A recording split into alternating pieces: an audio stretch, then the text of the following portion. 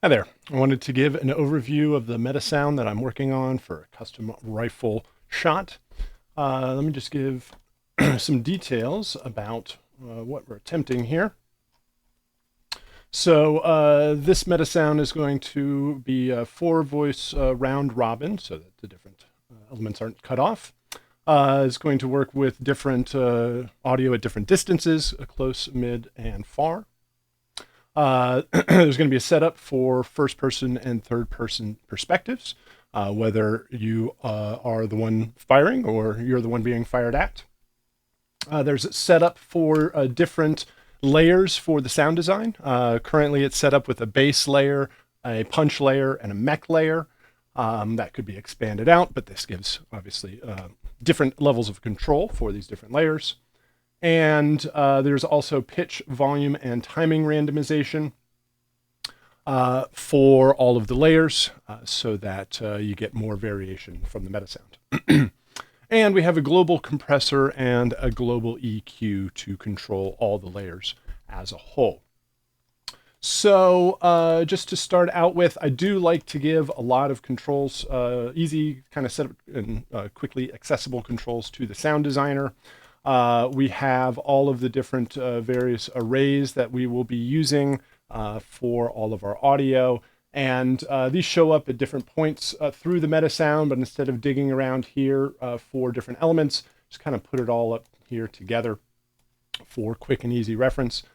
So we have different arrays for bass, mech, and punch for first person, and then for third person. Now, the third person perspective has the ability for different distances. We'll talk about that in a bit. With that third person perspective, you do have the ability to crossfade between close, mid, and far layers. And I'll discuss that a bit further as we go.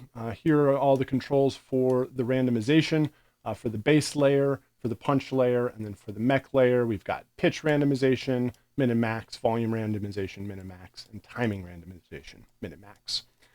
Here are the controls for your compressor. You've got ratio, threshold, attack and release times, EQ. It's currently only a 1-band EQ. I certainly could expand this out, think about expanding this out further for maybe 3 bands and filters on the high and low end. But this gives us some EQ control overall and a final global volume control. So the main part of the MetaSound is divided up into 2 sections. We have the third person perspective and the first person perspective. In a lot of the previous games that I've worked on, a lot of the weapon sounds had different perspectives depending on whether it was you or self firing, or if it was an enemy or friendly or somebody remote. And so those first person perspective can have stereo sounds if required. The third person perspective is typically going to be mono because it represents individual sound playing off typically at a distance. So I'm going to start with the third person perspective because it has an extra layer of detail with it with the distance crossfade between close, mid, and far. So off of our third person trigger, now we have 2 separate triggers. This is how we're going to be able to fire off the sounds from either the first person perspective or the third person perspective. And let's just take one of these layers here. This is the bass layer. There is randomization for timing, which will delay the trigger just a bit. And then there is our distance crossfade node. This is a custom MetaSound patch that we created that will take in a whole bunch of different information, mainly about distance. Again, these knobs or these parameters can be controlled up here. So you're getting the close fade out start and end point, the mid fade in and out, start and end point, mid fade out, start and end point, and far fade in and out. Just to give a visual, this is kind of what I'm going for with these crossfades. It starts here with the close gain up to about 1,000 units. It'll start the crossfade and it'll end the crossfade at about 2,000 units or at 2,000 units. Then the mid will start fading in at We'll start fading in at 1,000 units and go to 2,000, and then we'll fade out from 3,000 to 4,000, and that point to the far gain will feed, and we'll start fading in, and then we'll stay faded or stay up at that level at the far distances. So those can also be trimmed and controlled if you want different layers to come in and out at different distances. But let's talk about how this crossfade node works. So it is taking in all of this information.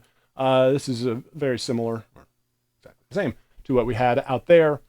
Takes all of that information in, and basically it is mapping these, the attenuation to these different ranges. So as the attenuation goes up higher and higher, these different layers will fade in and out. So we are mapping these float ranges to what ultimately comes over here into this mono mixer. And as those levels fade in and out, it will bring in our different players as needed. So we'll probably come back here, but let's even dive one layer farther in. We've got our round robin wave players. These are mono ones. And what this is doing is it has 4 wave players, basically 4 voices. If the rate of fire of the weapon gets too fast, then it can start, like the next trigger will come in before the sound is finished, and will cut off the sound, and it'll just start sounding bad. So what this is doing is it's cascading over 4 different triggers, 4 different wave players. They all have the same information. They're all getting the same, they are all randomly getting from the same random node, the random get node, so that they don't repeat across. So there's always, I have a singular point of control for repetition, and it just fires them off. Maybe 4 voices is a little bit of overkill. Might get away with 3 or even 2, depends on the rate of fire overall, and then that is sent out. And we have a little bit here coming in for the pitch that controls all 4 of these. We're also getting the duration out from whatever the currently selected wave file that is playing, or sound wave that is playing.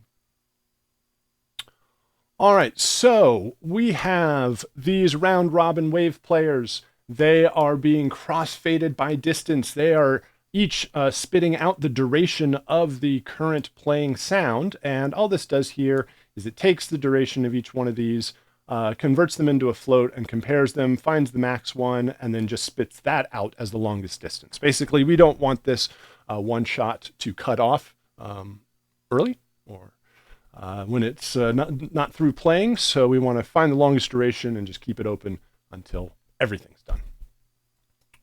All right, so this is now crossfading between our different layers. So we have 3 different arrays, one for each one of these layers. So this is the base layer. It has a close, a mid, and a far perspective. And then we have each one of these. This is the base layer. This is the punch layer, and this is the mech layer. And they are all being fed into our mono mixer here. There's a little bit of volume pitch. So we got our timing randomization, our pitch randomization, and our volume randomization. Those are being sent out. Here's our mono mixer output. It's just coming into our stereo mixer, feeding both left and right to go on to our main stereo output. This is how we can combine our 1P perspective. The 1P perspective, very, very similar all the way through, except for it doesn't have the distance crossfade nodes. They're unnecessary from this kind of self perspective.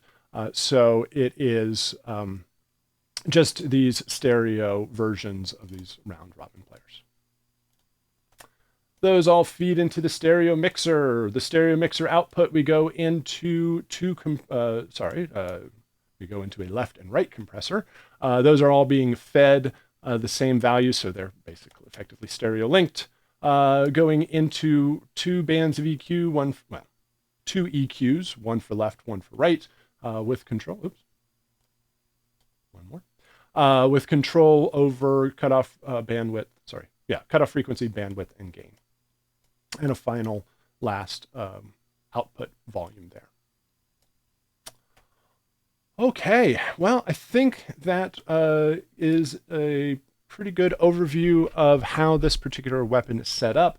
Other things I could, like I said, I could maybe dive into this global EQ a bit more. I was also thinking about putting more, maybe different EQ levels, maybe just filters, high and low cut filters on the different the different layers, bass, punch, and mech.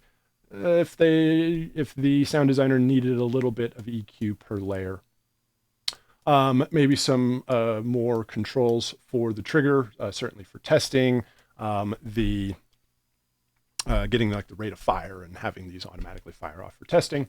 What else? And low ammo.